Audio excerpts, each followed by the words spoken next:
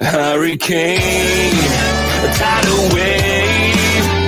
Essence perfect, life looks brilliant, give me more of this. I'm out of control, about to blow, and I've been caught in the undertow. So toxic, but I can't get enough. You bury me. Yeah, you bury me. You've got me hypnotized. Push me out of myself. You've got me hypnotized. I can see, I can hear, going crazy for the luck. She's got me hypnotized. You've got me hypnotized. There you are in my hand.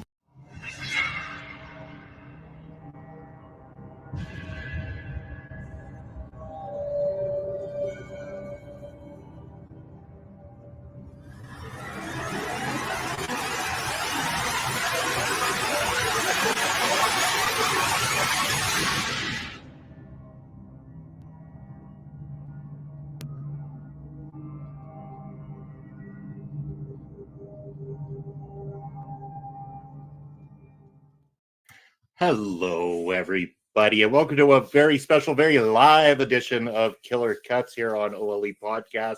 I am Bobby Munson, joined as always by my co-host, the natural Astrid Pizarro. Astrid, take it from here. How are you doing?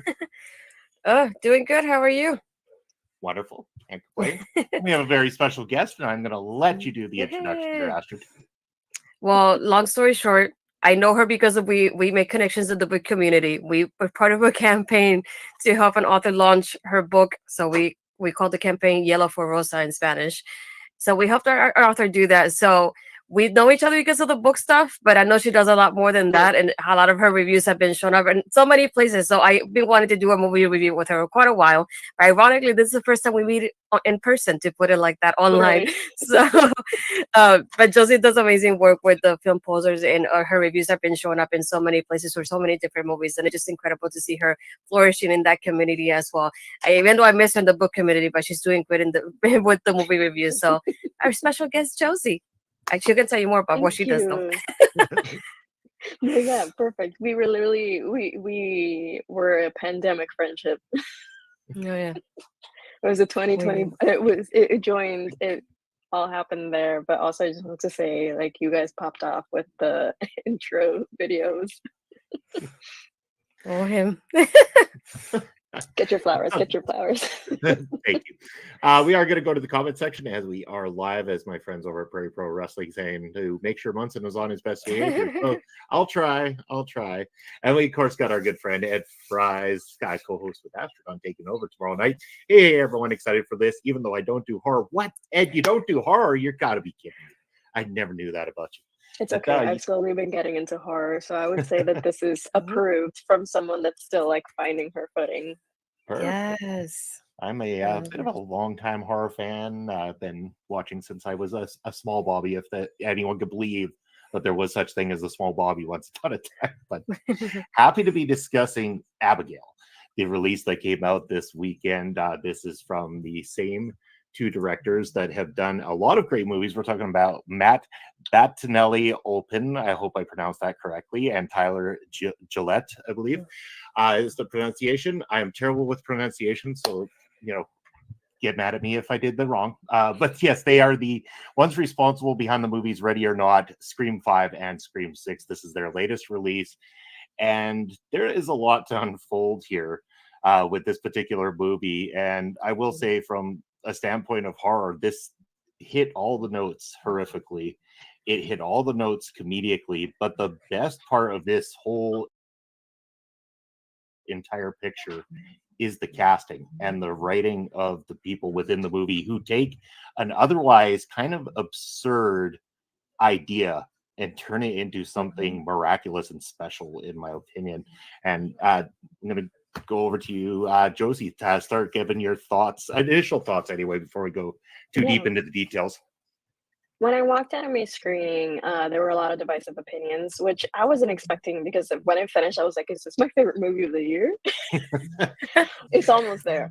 But I had fun. I think it was different for me because I went into it with the expectation that I love Ready or Not. I love what these directors do. I really enjoyed the last Scream film. So I knew what to expect. I knew I got the comedy that I wanted. I also got the horror elements that I wanted. They're very notorious with all the blood. So I was like, check. All the boxes are coming. But yeah, when we got out, a lot of people didn't vibe with it. So I think for me, I enjoyed it because there was a good balance of comedy to weigh out the more horrific stuff. So if that's your vibe, you're going to have a fun time.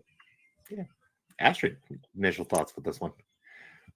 At first, I was not convinced about a child being a vampire. So it's like that part was the one that I was like, how is she supposed to go against all these adults? I know she's a vampire, of course, but still, and end up probably killing all of them or most of them. That's what I was going into it.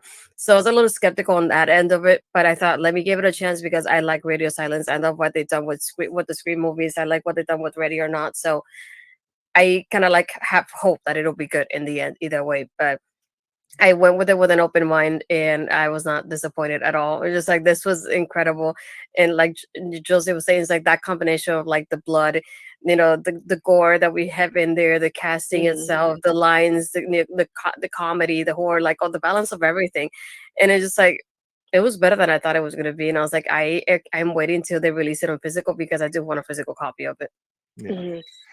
And I'll start by saying, like, when it comes to the gore side of this movie, it doesn't start off with the immediate violence like you'd expect in the Scream franchise or anything like that, where you're going to get that opening scene that leads to the gore. This one is a lot of setup, getting us into the characters and bringing us to the situation at hand and really just kicking it off. So again, this starts like a heist movie or a movie where they've been hired to go and kidnap this young lady, Abigail, and bring her to a secure location. Once at the secure, and they're given 24 hours essentially to babysit this girl. No knowledge of who she is, no knowledge of who her parents are, just that they're going to be richer at the end of it. I believe that a sum of $7 million per individual is being offered to each of them in this one to make sure that Abigail makes $52 million total. Yeah. It's just a lot of money. Yeah, it's a lot of cash. But the mysteries of this would then start to unfold. But we don't really get the first scene of true violence until a little ways in. Probably the first third of the movie is almost, for the most part, violence free in terms of the direct gore. But once we do, that's when it hits, and it doesn't stop or let down, for that matter. And like I said earlier, I believe that one of the strongest things is the characters and the acting and their way they socialize with each other, even when they arrive and they're trying to play that game where, oh, can you guess what I am, or whatever, here's $50 or whatever, if you can tell me a little bit something about myself. And just an amazing scene in general. I love that whole scene. I love how Melissa Barrera, she's an absolute mind reader of these people, picks up on certain things. Her character was brilliant throughout this entire movie.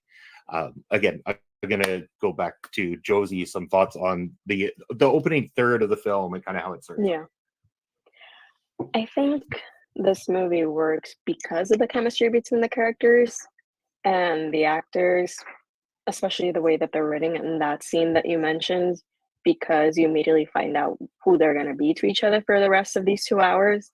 Especially Dan Stevens and Melissa Barrera were the clear standouts for me. Of course, Ashley Weir is like in her own lane, but between the two of them from the Heist group, I was drawn to them the entire time because I love their dialogue. I love Dan Stevens' character especially. But towards the third of the film, by the end of the film, you forget most of it, because I will say the film is very long, which I did not mind because I loved how it gradually built up. But there is a part of it that by the end I was like, wait, right, that happened. So I think that would be the only con, perhaps. Okay. And that'll actually play nicely into a comment we've got in the comment section. I'll break up in a moment here. Yes, Astrid, your thoughts on the first third of the film, and then we're going to go to Ed's comment that's coming. I do like the part of like the chemistry that we have within everybody, because for example, my brother and I were hooked on Angus Cloud, his character Dean, like his comedic timing with Catherine Newton at the beginning there. It was something that we enjoyed. I didn't realize until later that between Euphoria and this, these are his last 2 projects before he passed. So I knew after that, I was like, oh, I'm thinking he's not gonna last too long in the movie. And I was like, dang it, it's not great because I'm like enjoying him, but I should have learned my lesson number 1 when watching all these like horror movies, like never get attached to anybody. And I should have done that with him. But my brother and I got hooked on him, and like his comedic timing with Catherine is like, I like the chemistry they have with each other and the back and forth they have there. And even him being as high as he was, it was so freaking funny, and the timing of his lines and his dialogue was just amazing there. And I just hated that. I feel like just as I was enjoying him, he just gets away from everything. I was like, dang it, I didn't want him to last a little bit longer. But I'm glad that he was able to do this, because I feel like it was difficult to see anybody else doing this but him. And it's the first time I see him acting, because I don't watch Euphoria. I know of him because obviously his passing as well, but I don't think I would have been able to see anybody else do this comedic timing in a horror movie like this, because he just got it done to a T, and it's just amazing to watch. For sure. I was on the same boat. This was my first time interacting with his work, which was so sad considering the bittersweetness that he has passed. But I like that they gave him a tribute towards the end of the film before the credits. Very well won, because he reminded me of Pete Davidson in Bodies, Bodies, Bodies, but I liked him here more because there was just he had such natural charisma. Yeah. By the way, Bodies, Bodies, Bodies, totally underrated film that most people need to go check out. So good. I'm going to go to Ed's question because we're simulcasting. It won't show up on our site here, so I'm going to read this out. We'll start with Josie, then go to you, Astrid, and I can answer it last. What 3 things did the movie do very well, and what 2 areas could have been improved to make it a better movie? I think I'm going to start with the 2. Definitely, again, I did not mind the lines because I was eating it up, but maybe for some people, I can see it being a detriment. I think the other thing, I didn't like, let me look up his name. I didn't like that William, who played Rickles, died so fast. Yes. His death was pretty epic for the circumstance of the scene, because it immediately increases the stakes for these people as to how quickly this little girl can murder. But still, it's like they're like, you and me, we gotta stick together, and then he's gone. I'm like, why? Excuse me, I liked him, but maybe that's why they did it. Good things. I liked the chemistry, which we mentioned, especially Melissa Barrera. I think I will watch anything she's in. She's great. Yes. If you're into gore, I will say, I don't want to call it tasteful gore, but at no moment was I put off by it. It just felt appropriate. It felt useful. It was necessary. It didn't feel like, ooh, spectacle. Let's do it just for the sake of it. No, there was a purpose to it. And I guess third, just to throw it in, there's a cameo in the end of this film that blew me out of my seat. So that one, not to give away any spoilers. That gets you to the movies. I'm just getting people to go to see it. We will give away spoilers towards the end, so just a heads up to anybody that we might just give you that one. We can save it later. Because I was not expecting that person in this movie. Yeah, we will get to that here shortly. But Astrid, your turn. Let us know. It's kind of hard to find something that I didn't like about it, though. I think I don't want to say I didn't like it, but I feel like if they hadn't revealed to me in the trailer that Abigail is a vampire, I feel like I would have been more intrigued in the movie as to what was happening, how they were getting killed, but she was obviously locked in the room. I feel like that would be the only thing. But at the same time, if they didn't reveal that, then I feel like people wouldn't know really what was happening to these characters. So they'll be like, why should I go watch it when I don't know how they're getting killed off at the same time? So I felt the same way, because that happened to Temptation, the Dracula movie, and people didn't know it was a Dracula movie. And when I found out it was a Dracula movie, I was like, I have to see this. Yeah. So it's a little give and take, because I also wanted to see Abigail because she was a vampire. But watching it, I wish I hadn't known. Mm-hmm. Yeah, I feel like I would have liked it when it's kind of a little bit of not a spoiler really, but when Angus Cloud is in his room and he sees the painting of her from before, from like basically the history of her in that house. I feel like that would have shocked me more if I hadn't known she was a vampire, because seeing that and seeing the semblance of that character and on the wall in Abigail, I would have been like, wait, what? What's happening? And it would have intrigued me more, and it would have kept me at the edge of my seat. But like I said, at the same time, if you don't reveal it during the trailer, then people are going to be like, okay, then what is this? So just like, I feel like, I don't want to say I didn't like it, but I feel like that would have gave me more of a shock when that kind of part happened there. So that'd be like the only, I don't want to say downfall, but that would be the only thing towards the movie. But what I like about it is like the fact that they use the space so well, because even when they're going to like different parts of the house, and for me, what I don't like about movies when they get too dark and you don't get to see what's really happening.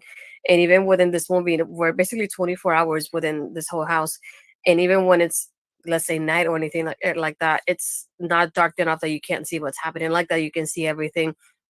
And I like that even Melissa being the front person, I feel like they're all kind of like contributing to help each other somehow, even though they don't like each other. So it's like you think about it, it's like you want to survive, so you help out each other, even though you don't like each other, especially when it comes to Dan with the rest of the group there, and that conflict there. But I also love that Melissa is the front person for this movie, because at first I was afraid that she wouldn't survive and that she wouldn't be like that focus of it. But I'm glad that she got the focus and the highlight within this movie, because I feel like it was needed, especially around this time more than anything. And I'm glad she was highlighted in such a way. In her character also reminded me a lot of Sam, because I kept thinking it's like they're very smart in that type of way and always try to find solutions to the problem rather than just kind of arguing for the sake of it and just giving up. And I'm glad that in the movie she has that kind of similar vibe there too. Yeah. No, I'll say two areas to improve on. Again, it comes down to, I think, the predictability, and that a lot of that given away in the trailer, which I think was done forcefully to draw people into the movie, like has been discussed. There was other points too where I'm like, I think it's pretty much set in stone. This is going to happen here. This. It was pretty paint by numbers in that sense. But I think that one of the plus sides, if I turn that into a plus, is that the directors understood the material they were working with, and they made every aspect of that turn into a positive. As much as it can be a negative, they turn it into a positive. The other thing being the length, a little too long, but maybe not so, because they were able to flesh out really strong characters in the meantime to make you actually care. That was the one thing, like a lot of horror movies, especially slashers and stuff, fail to do, is make characters that you care about. that you actually are rooting for them to make it to the end. A lot of the time we're sitting there as horror fans delightfully wanting to watch the splatterfest that's about to unfold and see who gets it. And this time I'm kind of like, I'm really hoping for some of you to make it out of here tonight because you're in a lot of trouble. So I thought that was great. The direction is fantastic on this movie. The humor lands every single step of the way. I found myself laughing at all the right times. And again, that gore, like we talk about, this isn't just gore for the sake of gore. Like, they're exploding vampires at times throughout this movie. I mean, it really made sense. I love that aspect of it. And they made vampires scary again, or at least violent again. I know that a lot of the times Hollywood wants to make these pictures, and I'm not going to be negative about happy vampires and pretty vampires and stuff like that. You don't like your vampires to shine in the sunlight? Is that what it is? I prefer that they explode in the sunlight, such as this movie personally. So for me, this made vampires scary again. So I love that aspect of it. I'm going to ask the question. Yeah, aside from Melissa Barrera, who we could easily say was our absolute favorite person, and I know we might have touched on this a bit, who hands down was the best casting choice in this movie for who was there? And I'll start with you on this one, Astrid. I think aside from Angus, because I feel like he definitely was a scene stealer for me. I feel like the other one was Catherine, and she's becoming another one of my scream queens lately. She definitely is doing great with the horror movies. I think the part that really got me was, to put it like the spoiler warning on this one, it's towards the end where she's doing the dance around the same time as Abigail's doing it. The timing of that was so amazing to watch.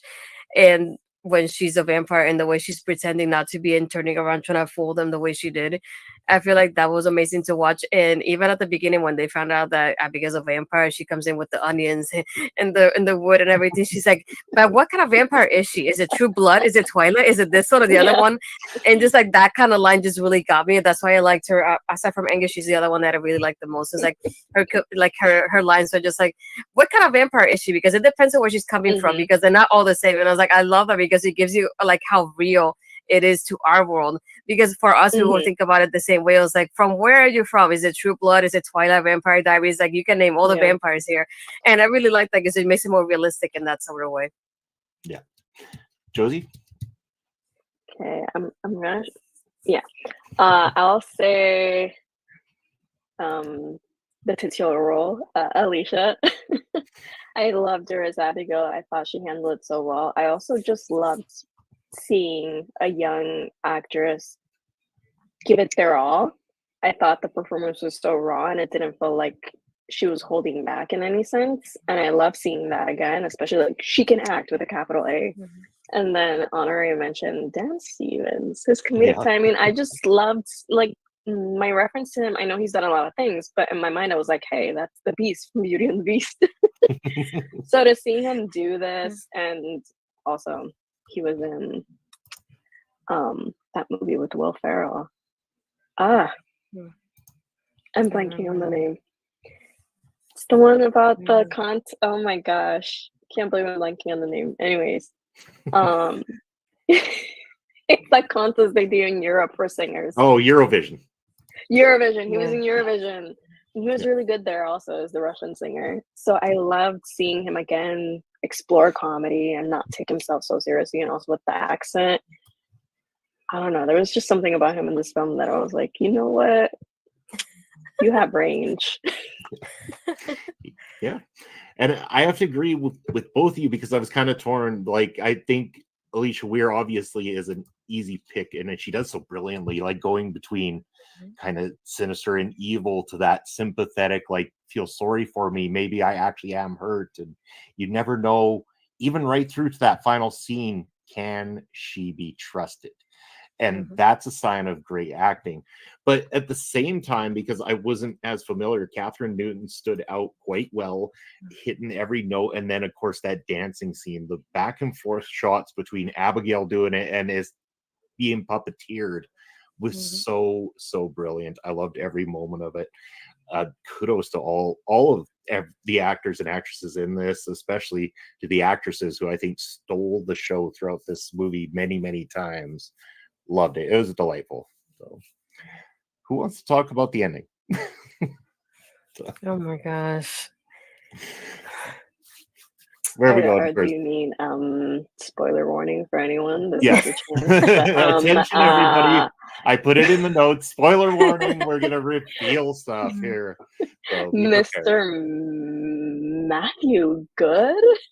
Mhm. I was shook, as the kids say. I love seeing him there because then it just because my friend that was there with me, she was saying like this house looks very Dracula coded. So putting that mythos in there, I really enjoyed, especially since it's linked to the Ready or Not universe in a way. The fact that they're like rich families sacrificing their like people to the devil, and then there's just a random Dracula with a killer daughter somewhere. I'm like, wow, this world is crazy. But I thought he was really good. I love that despite Melissa Barrera being thrown around like a rag doll, she's able to go home back to her kid. And I love the callback to Samara Weaving with the cigarette, but this time with the lollipop. I started clapping. I was like, yes. I didn't think about that one. Yeah, that's true. Yeah, because immediately I just thought of this woman like in Lost. Yeah. Now I kind of want to think. I want to rewatch it just to see if there's any other parallels between both. Yeah. Now, see, it was a cameo that I had to look up myself. Not that I didn't know who it was, but I didn't know what impact it had. Yeah. And I was like, I know this obviously has a my friend was like, who is that? Yeah. And as soon as he said, I've gone by many different names, I'm like, I have to look up who he's intending to play or what connection he has to something else and everything. So, Astrid, why don't you explain to people exactly what that connection is? Well, I did want to talk about also one thing that I really enjoyed that I thought about now thinking about the ending. It just like all the stunts, because that whole scene between like it feels like a triple threat, but it was like a handicap match at the same time because it was Abigail with obviously Joey / Melissa, and then Dan on the other side. And it's like that. I feel like that was so incredible with the stunts in there, the way he just throws her around the way he does. I was like, holy crap! It just feels like kind of like her fighting Ghostface all over again. This it reminds me of within here, but I didn't know that part was gonna happen of like her Abigail's father coming in to confront her at the end and having that like face up with Melissa there. I was like, that was very shocking. So when he first came out, I was like, who the heck is this guy? And then all of a sudden when he comes on and we had that moment of like she was there and you weren't, and I was like, oh, you're the father. Gotcha. I was like, so just seeing that connection there was really interesting because I didn't think he was gonna show up at all, and just to see that. And like her being able to compare the both of like the way that Melissa treated her through this whole 24 hours versus how her dad treats her, and like how Melissa saved her in from the beginning, and even then how her father doesn't. And it's like that was so interesting. I really thought he was gonna kill off Melissa right at that moment, and I was so afraid. I was like ready, like watching it, kind of like, oh no, it's gonna happen.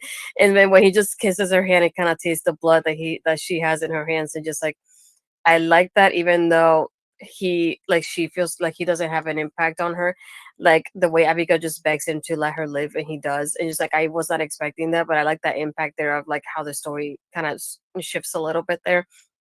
And I like that connection that they had. There's like that was interesting, and it made me want to watch. Even though this is just obviously probably gonna be the last one in that instance, I would like to see something happening beforehand, like this happening to other people, and see how it played out with him in there as well, and see a little bit more Giancarlo, because at the beginning I was thinking Giancarlo had a credit towards the end, and I was thinking we're only gonna see him for 5 minutes of the movie, and then when he shows up at the end, it's like now it makes more sense. So I definitely would like to see more from him as well. So just interesting to see if like they will come up with like some sort of story to like give us a prequel to how this all started, because I think that will be interesting to see as well, and more about the connection between Abigail and her father. I wouldn't say misconnection because I guess I don't have one, but still, just like I like how this all kind of wrapped up in the end.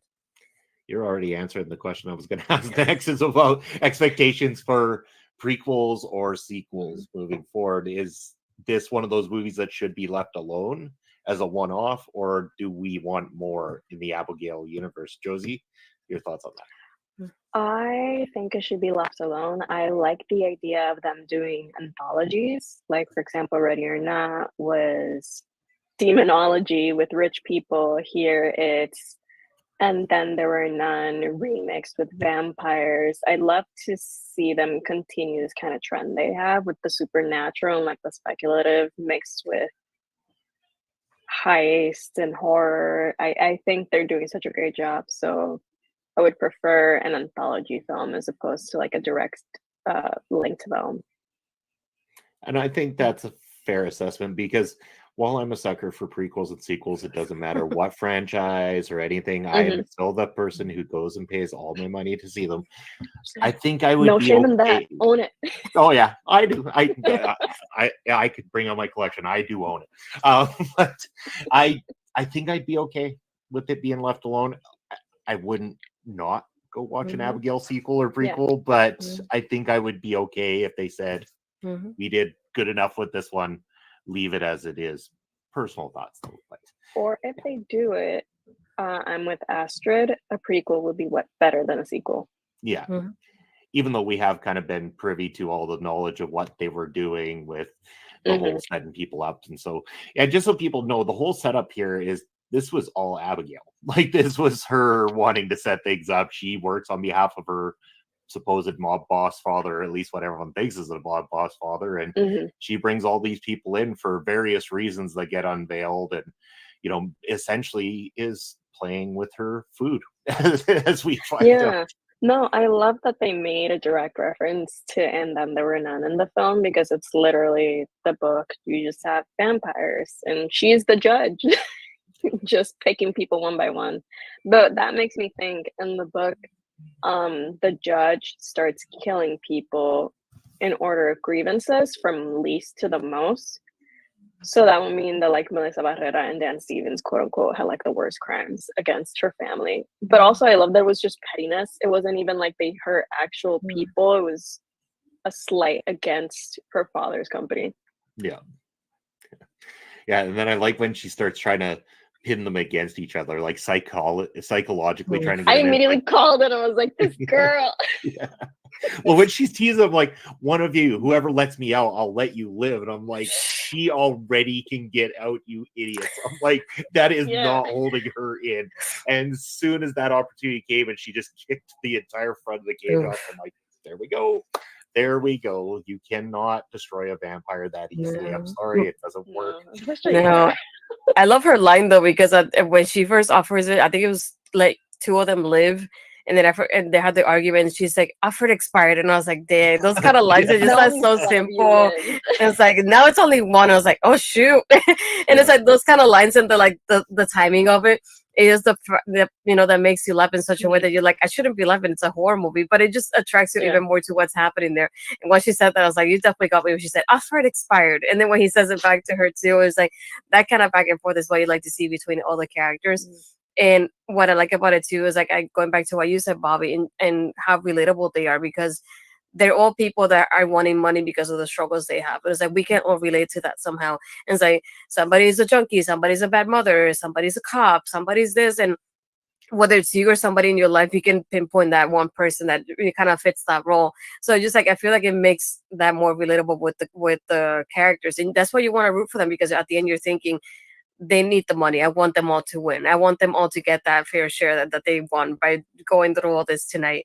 Anyway, somebody else gets killed. I was like, okay, more share for the other ones. Let's go, people. Get out of here. And it's like the kind of things that you kind of go through your head as this is happening. And that's what I liked about it. Just like the fact that even with the backgrounds and like the horrible things they did, you're thinking, I want you to win. I want you to survive at the end. I want you to get that money somehow. And I was like, I would have liked to see Melissa get the money afterwards at the end, because that would have been just funny to see as well. Yeah, and it's actually a little bit gut-wrenching too when she feels like all hope is lost when she walks down that hallway. She's been bit and feels like it's all done for her at that point in time, and she sits down and makes that phone call to her son, and you think that he's actually picked up the phone and she's pouring her heart out to him, and then he goes and it's the answering machine. He goes, "Oh, gotcha," and you hear the beep, and it's like, oh no. And that's when you're like, oh, it hurts that much more to watch that at that particular moment. They did such a perfect job of framing that scene in particular. So good. And the fact that she does manage to make it out of this thing, you know, alive, although I'm sure brutally traumatized for the rest of that said life, was amazing. It's so good. But Yeah. Any final thoughts on Abigail? Go watch it. Well, Yeah, I was gonna say it may sound kind of, I don't want to say stupid or silly, but it may sound like that because it's a child being a vampire. But like I said, it just the fact from like the stunts to the bloodiness, the goriness, and the actors and the stories and how they Mhm. interconnect with each other. And like there's so many things that at the end you're gonna be like, okay, that wasn't bad. And it's like I want to watch it again. And you're Yeah. just like you want to support the actors too, and not only Radio Silence because of the whole ordeal with Scream and Melissa too. Mhm. I'm glad she's being highlighted, and a lot of fans are going to support it because of her as well. But like I said, there's people like Catherine who just has become so great in the horror genre lately. It's just like it's so many things that are contributing factors to this. So I definitely think even if you don't think you'll enjoy it, just watch it and give it that chance. Go with the open mind. You'll enjoy it more than you think you would. yeah. All hail our modern day Scream Queen. It's also Essentially, just but such a well-rounded movie. There's a little bit of everything for everyone. I think you can get something from every actor in their performance. There's definitely going to be someone you can relate to from this crew, and it's fun, it's kooky, it has the entertainment of a B movie, but with the quality of like a higher end production. yeah. Again, the blood is exquisite. It sounds so wrong, but I mean, there's a lot of it, and it makes sense. And it's just again, exploding vampires. Vampires are scary again. Makeup is also really good. I love the Mhm. teeth. Mhm. I was so entranced by just the makeup and the prosthetics and everything. I thought they did such a good job with making it seem believable. Yeah, and you know what? The soundtrack that they use throughout the movie as well too fits Yes, the beautifully needle into it. drops. Every single time. Yeah, no, it was so well done. Again, for the tiny little nitpicks that you can make, and I know a lot of people are making the reference out there that, oh, it's another movie that they've made where they're stuck in a house and they're being hunted. So what? I'm like, how many movies have Chamber not been? pieces. Yeah. Chamber pieces work for a reason, and that's why production companies look for them. That's why a lot of times when you're in film school, I know I was told a lot of times you should be writing horror films because they're bought faster because they're easier to make. So don't knock it. People make them for a reason. You know what? The horror genre is responsible for making a lot of money for a lot of different production companies, which has then been used to make some of the big budget Mhm. movies that people love so much. So they can thank Yeah. their lucky stars. They've got horror movies out there, and fans like the Tell three 'em. of us can make it happen so that you can get Mhm. all your superhero and big budget blowing Tell 'em. stuff up stuff Tell every 'em. single summer. But yes, I think that's well, we'll say that's a wrap anyway on our Abigail review. I really hope that you'll come and join us again sometime, Josie. This has been a lot of fun. But Yeah, this is in really the fun. meantime, I've got a ticker with your link tree up there. But tell everybody what you do, what you got coming up, and anything else you want to plug. Absolutely. If you go to my link tree, my first link, a little self plug, I recently published a poetry book. So if you speak Spanish and if you'd like to read some poetry, that's also good. Also, if you don't speak Spanish, Google Translate, DM me. I can help you learn some Spanish. Duolingo isn't the only way. And yeah, you can follow Film Posers at Film Posers basically everywhere. And I'm at the Josie Marie basically everywhere as well. And that's the gist of it. Thank you for having me. Oh, no, very happy to have you here, Astrid. Let everyone know what do you have coming up. I mean, firstly, thank you for like the first time we meet and we get to do something like this is always fun. Yeah, But no, no, like her thank you for reviews have been. thinking of me. I think your review was, if I'm not mistaken, it was really highlighted for Marvels. Was one of the ones that really highlighted your review, and there's like Yes. to see things like that with her name on it. I'm like, I know who she is. I I was like, was that's so so cool. happy because I love the first one. I remember everyone hated it for whatever reasons that I will never I understand. like it. We know what reasons that they are. Misogyny. But to see them quote me for the second film felt like a nice full circle that I was like,